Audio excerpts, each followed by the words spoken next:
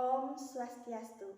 Perkenalkan, nama saya Niputu Sabrina Belia Putri, nomor absen 28 dari kelas 11 IPA 6. Pada video kali ini saya akan menjawab pertanyaan uji kompetensi pada buku paket halaman 74 nomor 1, 2, dan 3.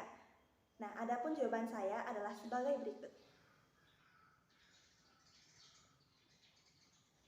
Baik, untuk jawaban yang pertama adalah bermacam-macam yatnya telah dijelaskan dalam cerita Mahabharata. Ada yang berbentuk benda, yatnya dengan tapa, yoga, yatnya mempelajari kitab suci, yatnya ilmu pengetahuan, yatnya untuk kebahagiaan orang tua.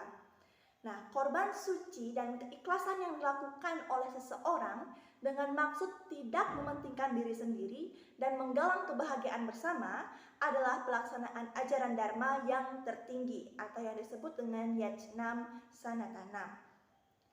Kegiatan upacara agama dan dharma sadhana lainnya sesungguhnya adalah usaha peningkatan kesucian diri. Nah, jika melaksanakan yatnya harus dengan tulus ikhlas, tidak boleh mencela dan tidak boleh ragu-ragu.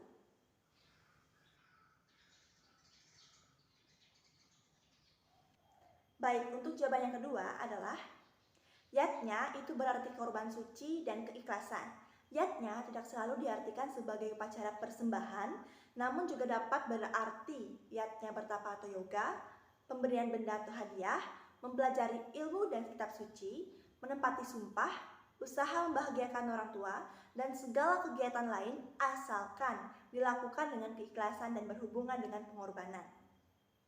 Nah, yang pertama saya akan membahas yatnya dalam artian upacara. Dalam kisah Mahabharata kita dapat menyaksikan begitu banyak upacara. Contohnya yaitu upacara pengangkatan putra mahkota, upacara pengangkatan raja, Swayambara putri raja, upacara pernikahan, Surya yatnya, Aswamedha yatnya, upacara di kuil, upacara meminta anak, upacara memberi makan orang suci, dan lain sebagainya.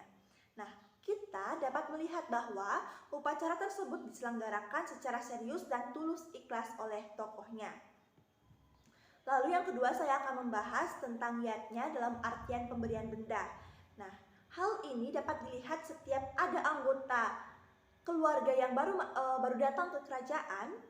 Nah, pasti para penghuni kerajaan tersebut menyambut anggota baru tersebut dengan baik dan memberinya bermacam-macam hadiah sebagai tanda penghormatan secara tulus ikhlas. Nah, misalnya Kunti yang memberi hadiah terhadap kedatangan Madri, serta Drupadi yang memberikan Abhimanyu hadiah gelang bertahtakan 5 batu mulia, dan lain sebagainya. Lalu yang ketiga, saya akan membahas tentang yatnya dalam artian tape atau yoga. Nah, dapat kita lihat saat Panca Pandawa mengasingkan diri selama 12 tahun di hutan, Krishna menyarankan agar mereka menyebar untuk melakukan pertapaan, yang mana Arjuna bertapa kepada Dewa Siwa, Bima bertapa pada Hanuman, bahkan Yudhistira, Drupadi, Nakula, dan Sahadewa juga melaksanakan pertapaan mereka masing-masing. Lalu yang keempat saya akan bahas tentang yatnya dalam artian mempelajari kitab suci. Nah, hal ini dapat dilihat dari Kurawa dan Pandawa kecil yang menuntut ilmu para guru Drona, serta kisah kemandirian Eklavya.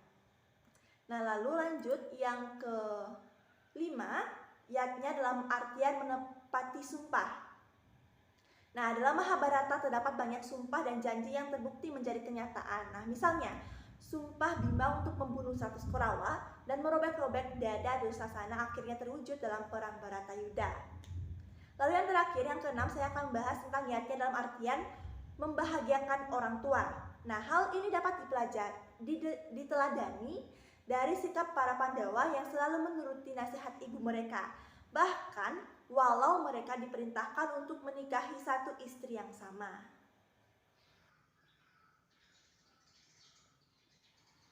Lalu untuk jawaban yang ketiga, rangkuman dan komentar. Yang pertama saya akan membahas tentang rangkumannya. Nah, pada zaman Mahabharata dikisahkan Panca Pandawa melaksanakan yatnya Sarpa yang sangat besar dan dihadiri oleh seluruh rakyat dan undangan dari raja-raja terhormat dari negeri tetangga.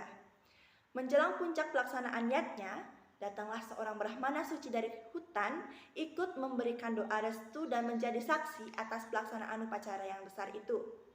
Setelah melalui perjalanan yang sangat jauh dari gunung ke ibu kota Hastinapura, Brahmana utama ini sangat lapar dan pakaiannya mulai terlihat kotor. Nah, begitu dihidangkan makanan oleh para dayang kerajaan, sang Brahmana utama langsung melahap hidangan tersebut dengan cepat bagaikan orang yang tidak pernah menemukan makanan sebelumnya. Nah, bersamaan dengan itu, melintaslah Dewi Drupadi yang tidak lain adalah penyelenggara yatnya besar tersebut. Begitu melihat cara Brahmana utama menyantap makanan secara tergesa-gesa, berkomentarlah Drupadi sambil mencela. Walaupun jarak antara Dewi Drupadi mencela sang Brahmana utama cukup jauh, karena kesaktian dan yang dimiliki oleh Brahmana ini, maka apa yang diucapkan oleh Drupadi dapat didengar olehnya secara jelas. Nah, sang Brahmana utama diam, tetapi batinnya kecewa. Nah, di dalam ajaran agama Hindu diajarkan bahwa apabila kita melakukan tindakan mencela, maka pahalanya akan dicela dan dihinakan. Terlebih lagi apabila mencela orang Brahmana utama, pahalanya bisa bertumpuk-tumpuk.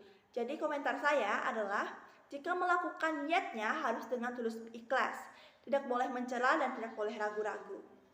Maka demikian yang dapat saya sampaikan pada video kali ini. Saya tutup dengan Param Santi. Om Santi, Santi, Santi Om.